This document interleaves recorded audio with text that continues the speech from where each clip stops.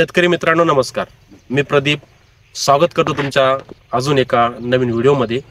शेतकरी मित्रांनो, टोमॅटोचा नाशिक जिल्ह्यामध्ये किंवा महाराष्ट्रामध्ये टोमॅटो पिकाची बऱ्यापैकी लागवड हा महाराष्ट्रात होत असते.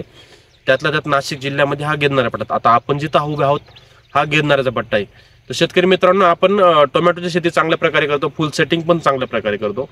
आणि फुल सेटिंगसाठी किंवा फळ फुगवणीसाठी आता जर आर्यमान व्हरायटी म्हटली किंवा इतर कुठली व्हरायटी म्हटली की पहिला तोडा चांगला येतो, दुसरा तोडा चांगला येतो, तिसरा आणि नंतर तिसऱ्यापासून जो आपल्याला जो खुडा चालू होतो टोमॅटो फळांचा, तर त्याला आपल्याला असं निदर्शनात येतं की पहिला जो खुडा होता त्याच्यामध्ये टोमॅटोची साईज याच्यामध्ये आणि तुमच्या तिसऱ्या किंवा चौथ्या तोड्यानंतर टोमॅटोची साईज याच्यामध्ये खूप जमीन आसमानाचा फरक आपल्याला तिथं जाणवतो.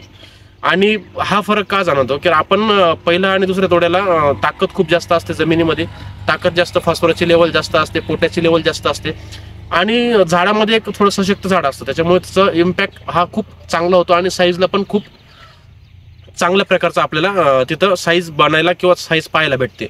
पण तिसऱ्या आणि चौथ्या तोड्यानंतर काय होतं की आपण कुठलाही फॉस्फरसयुक्त किंवा पोटॅशयुक्त ग्रेड देतो आणि त्या ग्रेड दिल्यानंतर सुद्धा आपल्याला फारसा काही साईजमध्ये बदल दिसत नाही.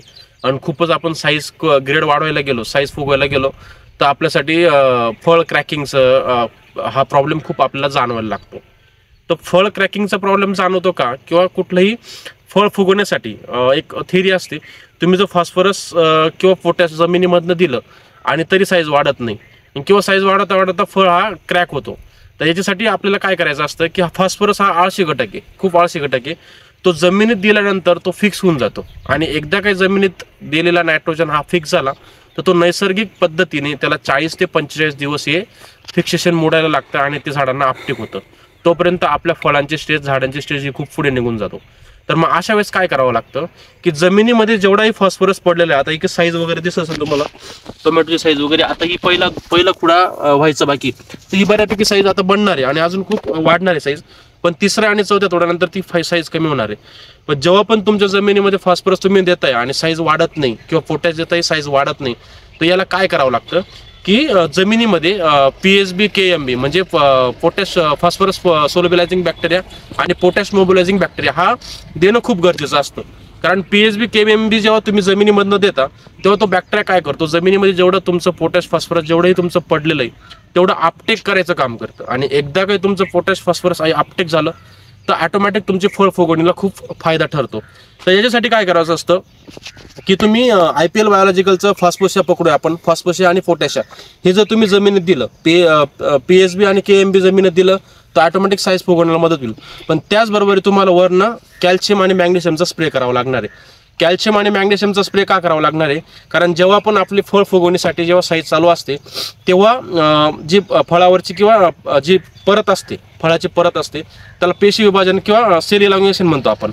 जेव्हा तुमचं कॅल्शियम आणि बोरॉन त्याच्यावरती जातं तर कॅल्शियम आणि बोरॉनचा असा गुणधर्म आहे की ते तुमचं पेशी विभाजनाचं पण काम करतं, म्हणजे सेल इलॉंगेशनचं काम करतं. आणि अर्थात ते थोडंसं लूज पडतं इन द सेन्स त्या हाताला लूज नाही पडत, ते सेल्समध्ये लूज पडतं. आणि एकदा का ते सेल्समध्ये लूज पडलं तर ऑटोमॅटिक तुमचं ते फुगवणीसाठी त्याला चालना भेटते आणि त्याची साईज वाढायला सुरुवात होते.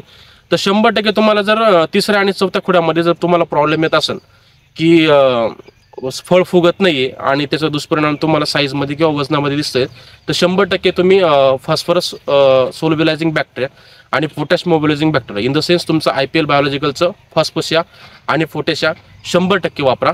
तर शेतकरी मित्रांनो, हा व्हिडिओ तुम्हाला कसा आवडला कमेंट करून नक्की सांगा. या व्हिडिओला लाईक करा आणि तुमच्या जवळच्या शेतकरी बांधवांना हा व्हिडिओ शेअर करा आणि आमच्या चॅनलला नक्कीच सबस्क्राईब करा. धन्यवाद.